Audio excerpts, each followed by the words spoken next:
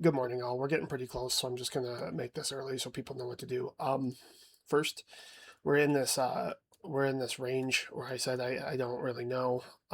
Reclaim 6440s, um, or the downside is 7195, and we don't know. How do we deal with the middle of this range? First thing I want to talk about is how to play multiple routes. So I think there's a good chance we're going to go lower, and then we're going to reclaim right here, and then we're going to push that high. That's the chart I posted you anyway.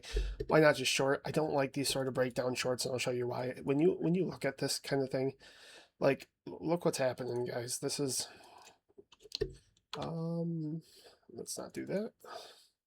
This is a 90, this is a 40-point candle in the wrong direction if you want to hold short, right? So this is a pretty tough thing to deal with when you're a futures trader.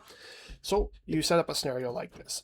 And here's how you can have an idea of what's going to happen, not play it, and then keep yourself safe, not predicting the future. So 3 scenarios, all of which will give you a different reaction, but all of which are viable. First scenario, we reclaim here directly, then there's a decent chance we backtest the breakdown right off the bat. That's not likely.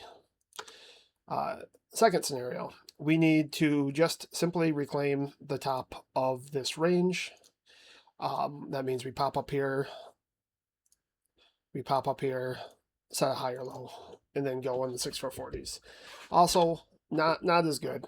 Not as good, but here's a good one to get long from lower of the chart. So we made this nice range overnight. Now we can use this. So if we come down here and we test either right here or right here, which you should have alerts for both, and then replay or reclaim this range, then you can take that long, right? So you don't need to know what's going to happen. You just need to know what could happen and then what you're going to do in each case, right? If you're a knife catcher, if they offer this, you can long this. This is the highest risk. If you set an alert from right here, doesn't matter which, and it takes this and reclaims this range, that's an easy long.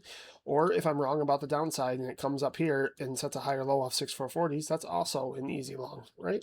So I'm waiting for an excuse to get long. I don't know how low it's going to go because we're in price discovery. And the other thing is I don't know how choppy it's going to be on the way down, which is just an account killer when you're playing with high leverage. If you want to size way down, I think that the pressure is down in the low time frame just to get this back test done because we're so close, right?